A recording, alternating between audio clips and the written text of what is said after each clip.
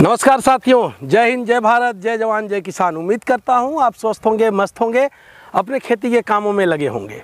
मित्रों, जैसा कि ये जून महीना चल रहा है और इस महीने के बाद जो भी लोग बागवानी लगाना चाहते हैं, चाहे वो अमरूद का हो, आम का हो या और भी बाग बगीचे लगाने का विचार कर रहे हैं, वो लगाना शुरू करेंगे। इसी क्रम में चूँकि हर जून में मैं कुछ पौधे अपने हाथ से लगाता हूँ। पिछले साल भी मैं जो है पंतनगर विश्वविद्यालय से कुछ पौधे लाया था, उसे मैंने रोपित कर रखा है और आपको दिखाया भी था। इस साल भी 2 दिन तक मैं हापुड़ और मेरठ था, तो वहाँ आते समय नर्सरी थी, तो वहाँ से कुछ पौधे ले आया हूँ जिससे आपका परिचय कराऊँगा। और देखिए, मनुष्य हम हैं और मनुष्य अपने जीते जी पेड़ पौधों का काफ़ी दोहन करता है। पिछले साल ऑक्सीजन की कितनी भारी कमी हुई थी, आप भी देखे हैं।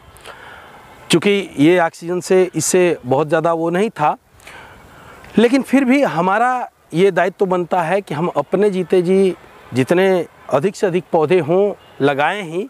नहीं तो देखिए, हम जीते जी जितना दोहन पेड़ पौधे का करते हैं वो तो सही है।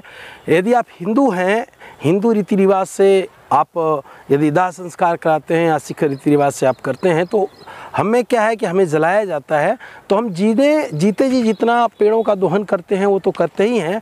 मरने के बाद भी जब हम मरते हैं, उसके बाद भी जब जलाया जाता है, तो हम कम से कम एक इंसान एक पेड़ को लेके जाता है। 6 से 10 कुंतल लकड़ी हम लगाते हैं जलाने के लिए। तो आइए इस कर्ज को हम पहले ही निकाल दें, उतार दें। हम अपने जीते जी कुछ पौधों को रोपित करें। इसी क्रम में देखिए, कुछ पौधे मैं ले आया हूँ। इससे 2-3 फ़ायदे होंगे। एक तो ये पौधे मैं इसलिए ले आया हूँ कि इसे लगाऊंगा तो ये फलदार पौधे हैं।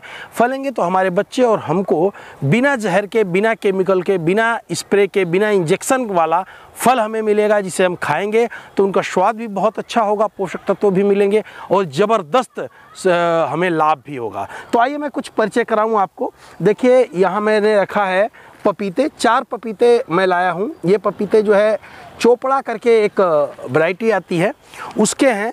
इनका क्या है कि ये छोटे पर से ही फल देना शुरू करेंगे और ये फल देते जाएंगे और बढ़ते जाएंगे। तो ये मैं 4 पीस लाया हूँ। शायद इसमें से कुछ मर जाएंगे, कुछ बच जाएंगे।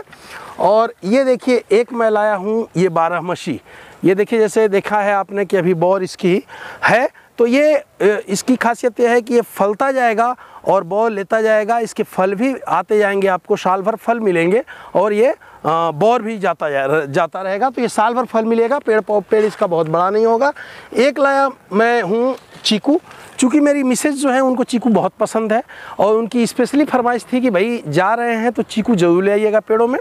तो ये देखिए, चीकू है, फूल रहा है, अगले साल ये भी फल देगा।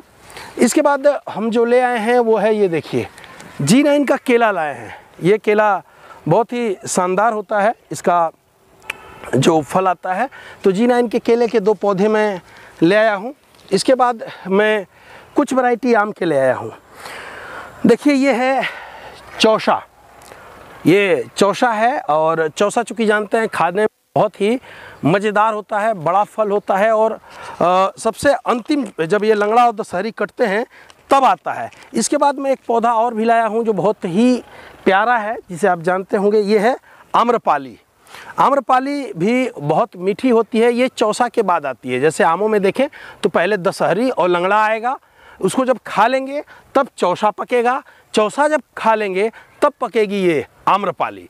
यानी आप इस तरीके से आम को लगाते हैं तो लगभग 4-5 महीने लगातार आप आम खाते रहेंगे।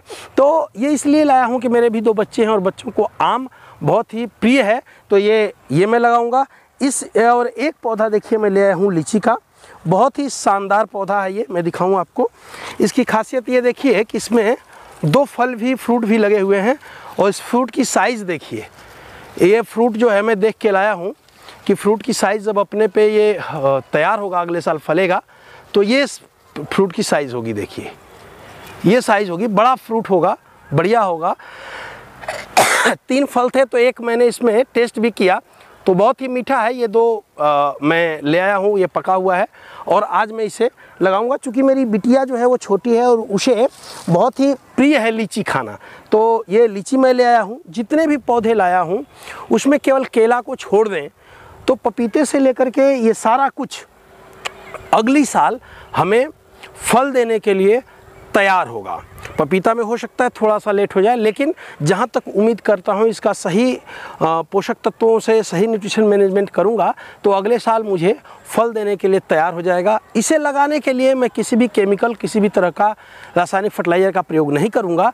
गड्ढे तैयार करूँगा और गड्ढों में गोबर की सड़ी हुई खाद पहले ही मैंने ठंडी कर रखी है, उसमें डाल करके सिंपल सा काम ये करना है कि इनके प्लास्टिकों को कट कर दूँगा दोनों तीनों तरफ से ब्लेड से, और कट करके इसे फाड़ करके प्यार से रख दूंगा। और रखने के बाद मिट्टी डाल करके इसे मैं कूटूंगा नहीं, दबाऊंगा नहीं, बल्कि केवल मिट्टी को डाल करके पानी डाल दूंगा। आप भी यदि लगाते हैं तो इस तरीके से लगाइए, निश्चित रूप से बहुत ही बढ़िया से ये पकड़ेंगे पौधे और बहुत ही जल्दी फुटाव इनमें आना शुरू हो जाएगा।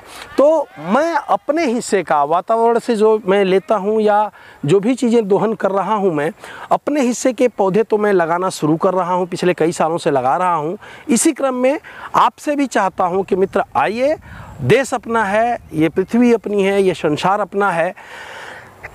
हमारी आने वाली पीढ़ियाँ हमारे बाद भी उनको इन पौधों की ज़रूरत पड़ेगी। तो आइए, एक पौधा अपने हिस्से का, अपना वाला, इस साल, इस समय, कहीं भी, कभी भी, किसी खाली स्थान पे ज़रूर लगाइए। चाहे वो पीपल हो, चाहे वो नीम हो, चाहे वो आम हो, चाहे वो जामुन हो, कुछ भी जो आप लगा सकते हैं ज़रूर लगाइए। मैंने अपना फ़र्ज़ निभाया, आप भी अपना फ़र्ज़ निभाइए। जय हिंद, जय भारत, जय जवान, जय किसान।